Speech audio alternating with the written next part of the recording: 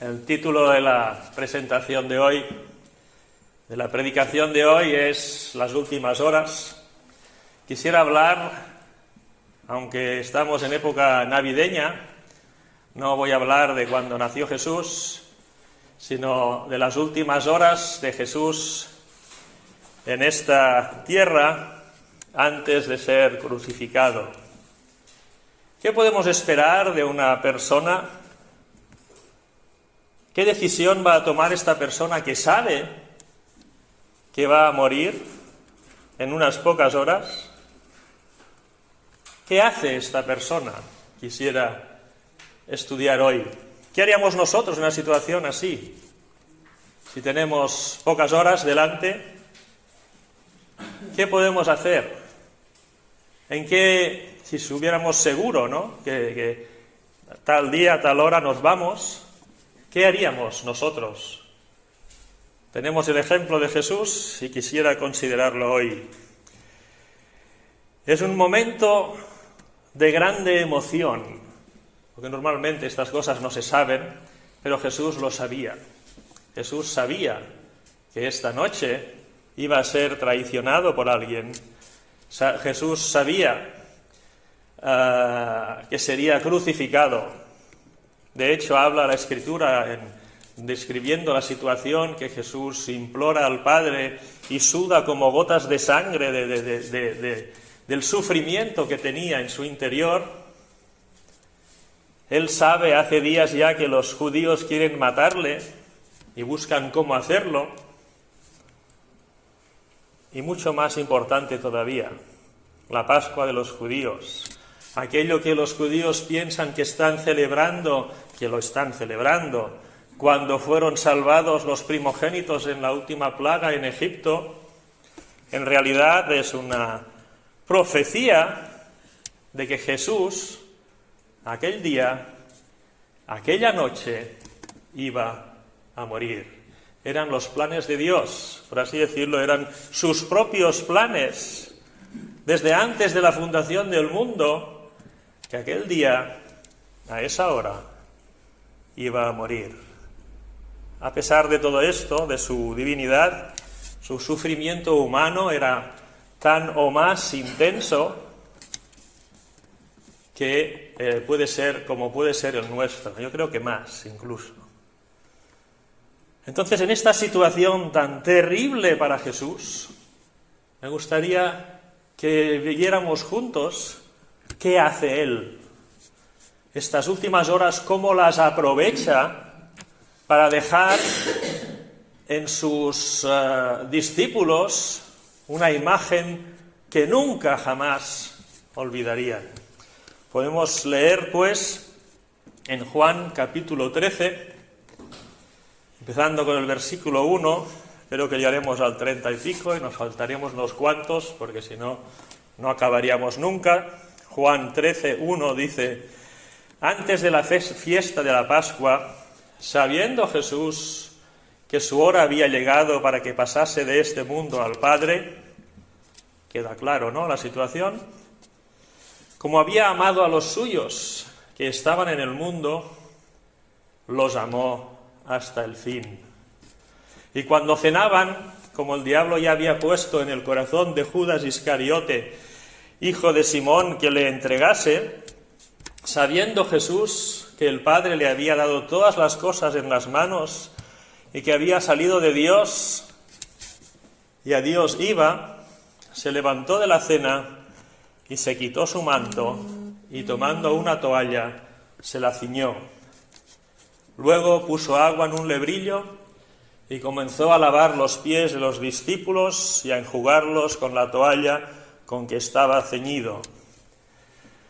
Así que después que les hubo lavado los pies, versículo 12, después de que les hubo lavado los pies, tomó su manto, volvió a la mesa y les dijo: ¿sabéis lo que he hecho? Vosotros me llamáis maestro y señor, y decís bien, porque lo soy. Pues si yo, el Señor y el Maestro, he lavado vuestros pies, vosotros también debéis lavaros los pies los unos a los otros. Porque ejemplo os he dado, para que como yo os he hecho vosotros también hagáis. Y luego, versículo 17. Si sabéis estas cosas, bienaventurados seréis si las hiciereis. Versículo 21. Habiendo dicho Jesús esto, se conmovió en espíritu y declaró y dijo: de cierto os digo, que uno de vosotros me va a entregar. Versículo 22, seguimos. Entonces los discípulos se miraban unos a otros, dudando de quién hablaba. Y uno de sus discípulos, al cual Jesús amaba, estaba recostado al lado de Jesús. A este pues hizo señas Simón Pedro para que preguntase quién era aquel de quien hablaba.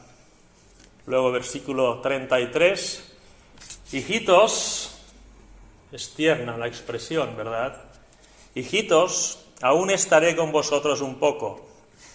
Me buscaréis, pero como dije a los judíos, así os digo ahora a vosotros, a donde yo voy, vosotros no podéis ir. Un mandamiento nuevo os doy, que os améis unos a otros como yo os he amado, que también os améis unos a otros. En esto conocerán todos que sois mis discípulos, si tuviereis amor los unos con los otros. Hasta aquí la lectura de la palabra de Dios acerca de los últimos momentos de Jesús en esta tierra con sus discípulos antes de ser crucificado. Hemos dicho, los judíos querían matarle, hemos comentado los planes de Dios para que esto sucediera, por lo tanto estaba claro que iba a pasar esto, pero sin duda es un momento de grande sentimiento, de unas emociones muy elevadas. Podemos intentar entrar en estas emociones que siente Jesús en estos momentos. No aparece aquí, pero en los otros evangelios dice que aquí es cuando se instituye el partimiento del pan, como él exclama: «¿Cuánto había yo deseado celebrar con vosotros esta Pascua?». Los sentimientos de Jesús se expresan en los evangelios de forma profunda en estos momentos. También, como hemos leído, él sabía que había un traidor en la mesa. Dice, se conmovió en el espíritu. A veces pensamos acerca de Jesús como si fuera, al ser Dios y hombre a la vez, como si no tuviera estos sentimientos, pero es un grande error. Dice aquí, se conmovió grandemente en su espíritu, porque había uno en la mesa que iba a venderlo a los que querían matarle. Y además Jesús sabía que venía del Padre, iba al Padre. Jesús sabía que Dios Padre había puesto en sus manos todas las cosas. Podía hacer lo que quería, tenía poder para hacer lo que quisiera. ¿Y qué es lo que hizo? Los amó hasta el final. ¿De qué va este capítulo?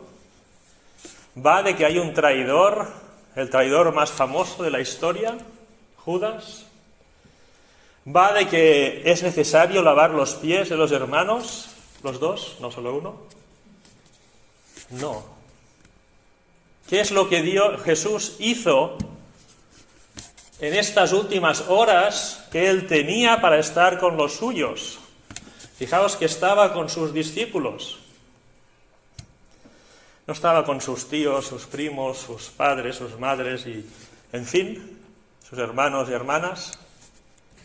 Estaba con sus discípulos y dice que a todas las personas, los suyos que tenía en este mundo, no solo los discípulos, a todos los que él tenía suyos en su corazón, ¿qué es lo que hace en los últimos momentos de su más terrible sufrimiento?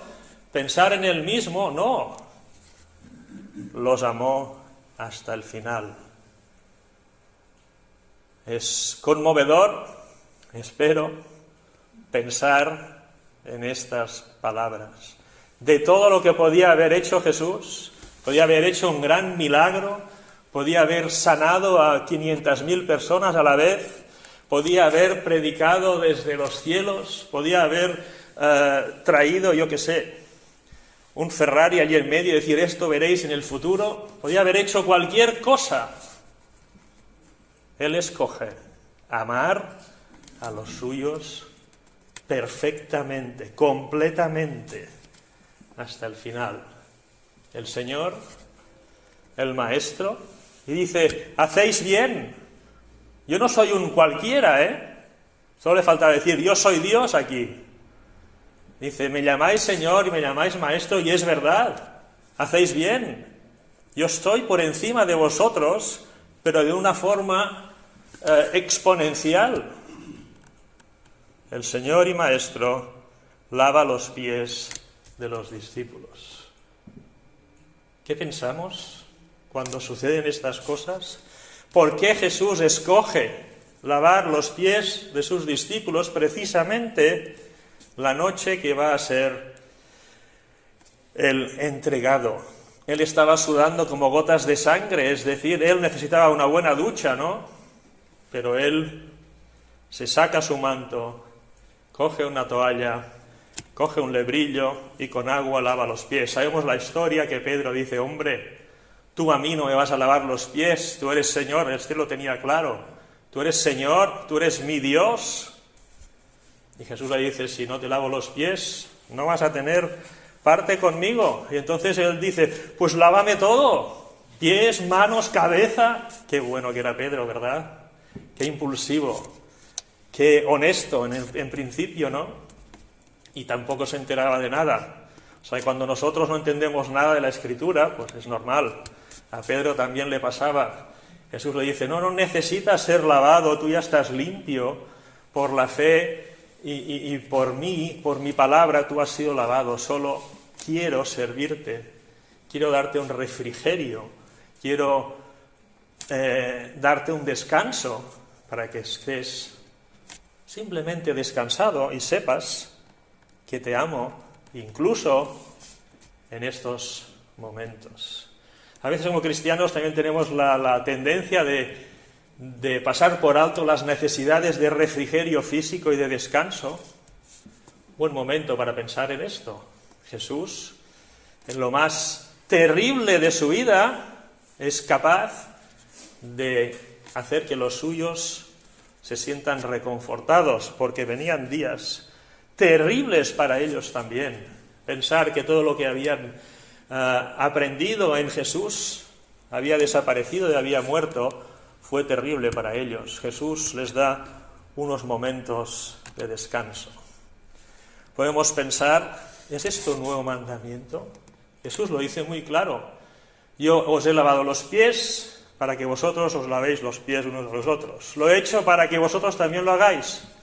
¿Es este un mandamiento de Jesús para todos los cristianos? ¿Un nuevo mandamiento? ¿Que nos lavemos los pies unos a otros? La respuesta creo que es claramente no. El capítulo, el pasaje no va de esto. El pasaje va de que Jesús los amó hasta lo último, hasta lo más profundo. El nuevo mandamiento, como dice él mismo al final del capítulo, es: os doy un nuevo mandamiento, que os améis unos a los otros como yo os he amado. No pensemos que cumplir con lavar los pies a un hermano físicamente sea hacer lo que Jesús nos está pidiendo en este momento. Lo de lavar los pies es un ejemplo, como él dice, es un ejemplo para que imitéis, es un ejemplo para que entendamos la necesidad de humillarnos, de ser humildes. No es un ejemplo para hacer físicamente siempre lo mismo, tú me caes mal, yo te lavo los pies, ya he quedado bien delante de Dios y ya está. Jesús no dice, un nuevo mandamiento os doy, que os lavéis los pies los unos a los otros. No.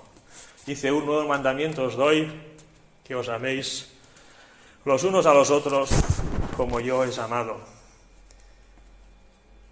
Creo que es importante entender la diferencia entre el ejemplo de lavar los pies y lo que está buscando Jesús. Jesús no busca estos rituales, ni ningún ritual. Jesús busca que sus seguidores se amen como Él nos ha amado.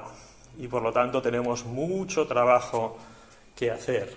Y una de las primeras cosas que tenemos que hacer es dejar nuestro orgullo a un lado. Si tenemos orgullo no podemos lavar los pies a nadie. Seguramente habrá personas que lavan los pies a otro con orgullo, diciendo, mira qué bueno que soy, cumpliendo las instrucciones de Jesús. Pues igual que Pedro, igual que nosotros en otros momentos, no hemos entendido absolutamente nada. Este tema va de lo que dice al principio.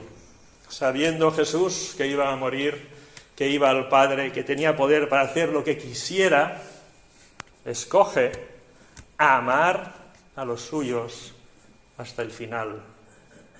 ¿Cómo podemos amar nosotros? Pues humillándonos. Más que humillarnos es siendo humildes, dejar el orgullo a nuestro lado, a un lado. El orgullo no nos deja amar a las personas. El orgullo nos hace sentir a nosotros mejores que las otras personas. Mira, esos de ahí abajo, los de ahí abajo, no saben adorar a Dios tan bien como nosotros. Esto no es amor cristiano, esto es orgullo humano. Por eso dice Jesús, el Maestro, el Señor, Dios mismo te está lavando los pies, todo tu orgullo a un lado. Nuestro orgullo no nos deja crecer como cristianos. Hay personas que se sabrán la Biblia de la primera página al final y al revés si quieres. Pero si son orgullosos, no habrán crecido nada en la fe. El orgullo nos permite entender cómo hemos sido amados por Dios. Digo, no nos permite, el orgullo no nos permite entender cómo hemos sido amados por Dios. El orgullo no nos permite apreciar a las demás personas, sobre todo a los creyentes, como hijos de Dios amados. Por esto dice Jesús, he hecho esto para que lo hagáis también vosotros. ¿Qué es lo que tenemos que hacer? Dejar nuestro orgullo a un lado y amar verdaderamente. Hay personas que tienen miedo de amar. Otra vez el tema de amar. Amar como Dios nos ha amado es la doctrina más elevada que podemos encontrar en el mundo. Todas las demás cosas con lógicas, pensamientos, pueden ser útiles o no, pero lo más elevado que podemos encontrar es precisamente lo que vino Jesús a hacer aquí. Amaos los unos a los otros como yo os he amado. Hay dos caras de esta moneda. Una es hacer como el Maestro. Si decimos que Jesús es nuestro Maestro, se supone que todos queremos hacer lo que ha hecho Él, esta imitación de su ejemplo. Pero segundo, Jesús dice, el que conoce estas cosas será feliz. Dice bienaventurado, pero realmente quiere decir feliz. ¿Alguien quiere ser feliz aquí? Hay muchas cosas en el mundo que merman nuestra felicidad. Hay problemas, hay dificultades, hay enfermedades, hay situaciones, temores, etcétera, que hacen tambalear nuestra felicidad, pero Jesús dice, si conocéis estas cosas, seréis felices si las hacéis. Acaba la frase. Por lo tanto, tiene premio. Vamos a amar a las personas no solo porque nuestro Maestro lo ha hecho, sino porque es la manera de ser feliz. ¿Cómo somos más felices? ¿Amando a una persona o teniendo rencor contra esa persona? ¿Cómo somos más felices? ¿Odiando a alguien o amando a alguien? No podemos escaparnos. Esto es lo máximo que podemos llegar y esto es lo más básico también. No podemos predicar el Evangelio y no amarnos unos a otros como Jesús nos ha amado. Dice, y además la gente sabrá que sois cristianos y cristianas porque amáis, porque os amáis los unos a los otros. No nos engañemos. Ir al cine o no ir al cine no nos hace más o menos cristianos. Fumar o no fumar, ejemplos antiguos, no nos hace más o menos cristianos. Defraudar a Hacienda o no nos hace más o menos cristianos. La gente verá algo nuevo, diferente, poderoso, divino en nosotros cuando vea que sabemos amar como Él nos ha amado. Y para ir acabando, el Evangelio de Juan es el que presenta estos últimos momentos de una forma totalmente diferente a los demás, los otros tres evangelios. Los relatos son perfectamente compatibles, pero el evangelista Juan conoce de una manera profunda el amor de Dios y describe esta situación desde la perspectiva del amor de Dios. Y así es como quisiera animaros a todos vosotros y al mundo entero a vivir siempre, desde la perspectiva del amor de Dios. El mundo que nos rodea, el diablo, todo va en contra de esta visión. Cuando tenemos un problema, entra una vocecita por aquí o por aquí, depende, que nos dice, ¿estás seguro que Dios te ama? ¿No se habrá olvidado de ti? Cuando alguien te defrauda o te decepciona, una voz te dice, una cosa es ser cristiano y la otra es ser tonto. Tienes que responder y tienes que machacarlo, es tu derecho. Podemos hacer caso a las 1500, 1001 voces en todo el mundo que siempre van en contra de esta dirección. Que conozcamos el amor de Dios, que lo pongamos en práctica y que las personas puedan ver en nosotros lo que Jesús ha hecho en nuestro corazón. El evangelista Juan dice, hablando de él mismo, uno de sus discípulos, al cual Jesús amaba, ¿tenía favoritismos Jesús? ¿Jesús amaba más a Juan que a Pedro? Pedro a veces era pesadillo, pero ¿podemos decir que Jesús amaba más a Juan que a Pedro? Al principio Juan dice, Jesús, sabiendo que iba a morir, sabiendo lo que iba a sufrir, sabiendo que podía hacer lo que quisiera y liberarse si él quería, a los suyos en este mundo los amó hasta el final. ¡A todos! Jesús amaba incluso a Judas, que no era suyo. Era un infiltrado, un traidor. Pero Juan sabía que él era amado por Jesús. ¿Tienes tú esta conciencia? ¿Tienes tú este sentimiento vivo en tu corazón? Uno de sus discípulos, al cual Jesús amaba. ¿Y qué pasa? En los momentos terribles y en los momentos difíciles, nadie se atreve a hacerle a Jesús la pregunta difícil.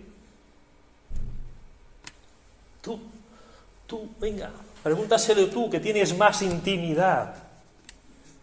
¿Cómo se hace esta intimidad con Jesús? ¿Es patrimonio exclusivo de Juan? Evidentemente que no. De hecho, es la primera cosa que fue patrimonio de la humanidad.